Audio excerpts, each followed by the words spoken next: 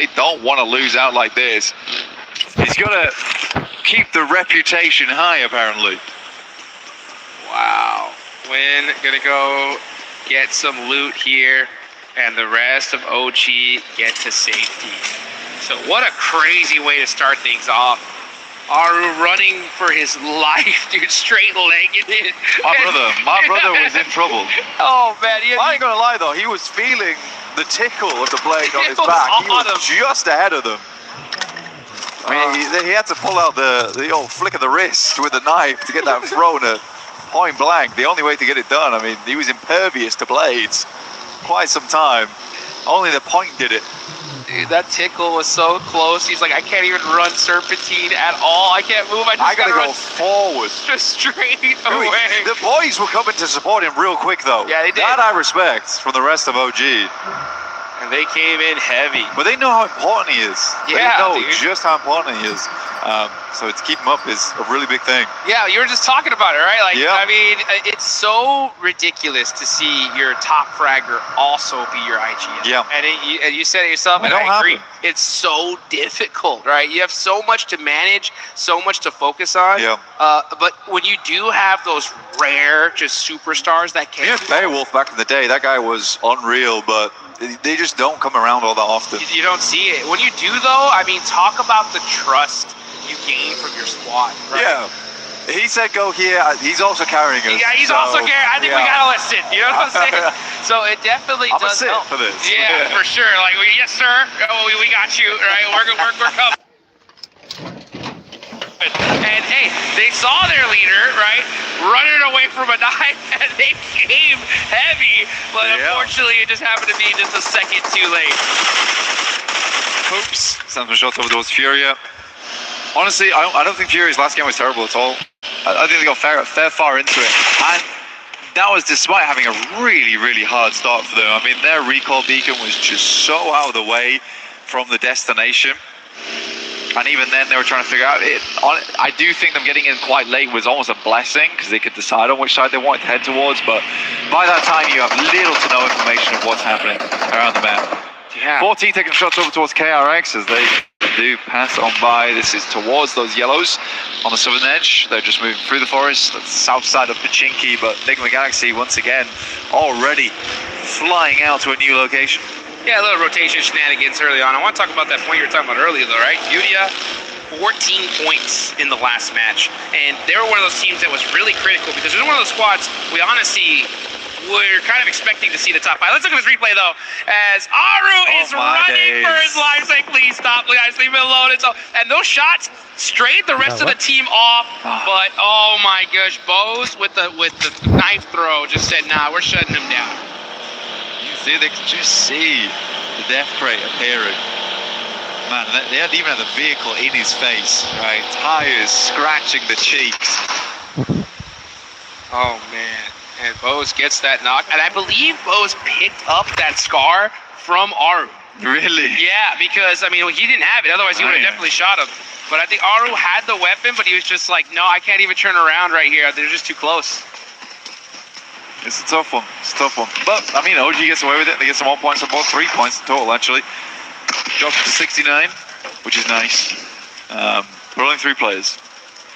Yeah, I think it's still doable. Definitely. And for OG, they get a really easy start towards Yasnaya, which is very central right now. DK, though, up against Alula. Got him. With the quick knock there, and he needs it. I mean, 4 points.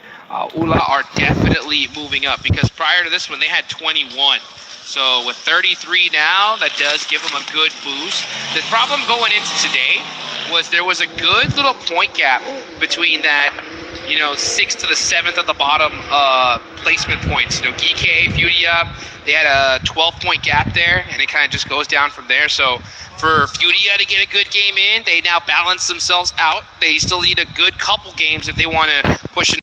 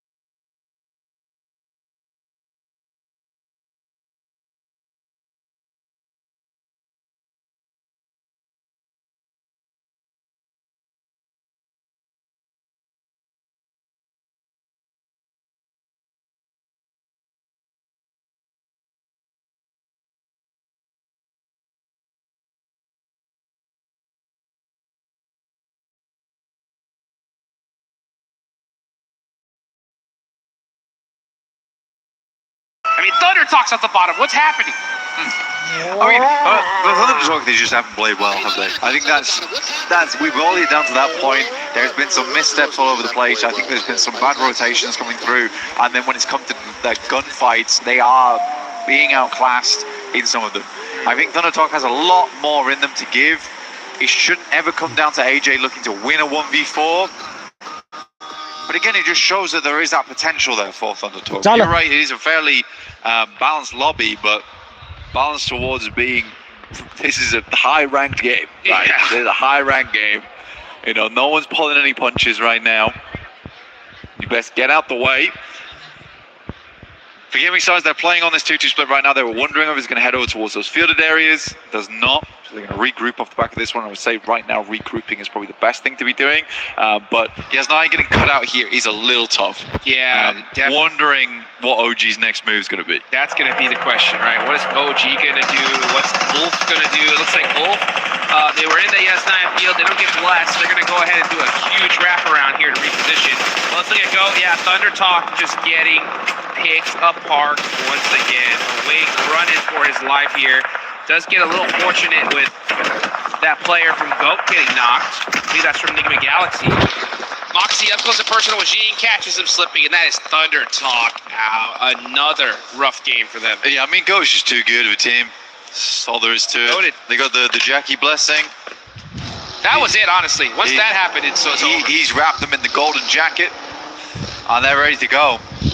I think for GOAT, it's been all right. Again, I think for GOAT, the main thing that worries me about the squad is the inconsistency. But hey, if you can have 16 Elim games with a chicken dinner, bosh, you're good to go. Yep. And it was kind of crazy because we saw in PMMI, GOAT, they took the slot for 4th Thrives and weren't able to really honor it in the way that they wanted to. But they come here into the World Cup, and at least at this group stage, they're looking good, right? 2nd place so far after these eliminations they have. Hey, just a little bit more work, and they can end up on top. A little bit more work, yeah. I think we really do need to have to wait to finals, though, to see that come through. Because on top of group stage, yeah. On top of group stage, right? They got a long way to go. A long way to go. They want that. They want that watch, that belt. Hey, I mean, at this rate though, they would go straight to finals in the current position they're in. They wouldn't play the group stage out. Get that direct qualification, which would be nice. If they can keep things up, that is. We do have a few more games left today. A few more Arangles. That's right. Into our Miramars to close things out with the wonderful John and Jackie. Yeah, dude, crazy prize pool, by the way, man. It's so wild. You have, $1.1 million in the group stage alone, 152 grand on to the survival stage, and then we get to the finals, $1.7 million. This is what I'm talking about here, folks. We're definitely going to be handing out some big prizes at some point. We're going to be going away with some cars. Yeah. Say it that way. Yeah. Let's get it going. Which would be cool. Again, I think that money should be reinvested in the team. Yep. Well, but also, to say you were the team, right? What's the first thing you're reinvesting into? As a team? Yeah. God, get those boys a better scrimming area. Yeah, that'll work. Give me the refrigerated drinks. Right? I want vending machines for free. As well as, all the rest, the cool things, the white balls, the black balls, everything you might need. Tablets, etc. Coaching staff, personal masseuses, your favorite phone. Yep. You gotta have it all. To really make it happen here. And that's the thing is I've had the pleasure of looking at some of these top squads set up, and teams like Alpha 7 who live together and have for years. They did reinvest in a really good way, actually, from all the wins they went through. Go on, sorry. No, a lot of these guys, for those that don't know, these mobile gamers are treated like athletes. Some of them have personal nutritionists, they have exercise programs, they play for 6 to 8 hours a day with a coach staring at 4 monitors, just analyzing, figuring out how these guys can get better. And, you got millions of dollars in prize pool on the line, right? You got to give your players as much advantage as you possibly can. And one thing I do love especially I've noticed about this tournament, is adaptation. Prior, so many different squads will see like, okay, a bad performance, no change, just the same old kind of play style. But now we're starting to see some teams like, all right, hey, let's make some adjustments, like Team Flash. Let's hunt down some squads in Rondo. Let's see if we can take them out. 4 Thrives ended up going out in the last one here. But they're still in a good position, you know, but Aaron Gale is always going to be that map to where that's where championships are made.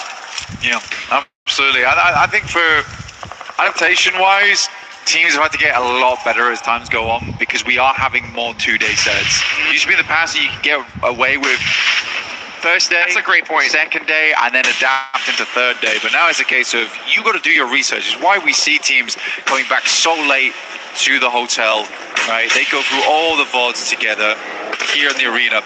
But we're getting back in towards the action. Things are starting to pop off in a big way as Ulf does open up. RQ's looking quite good here. They have been putting the work over towards Aurora. Now taking some gorgeous shots over towards Old Gamers.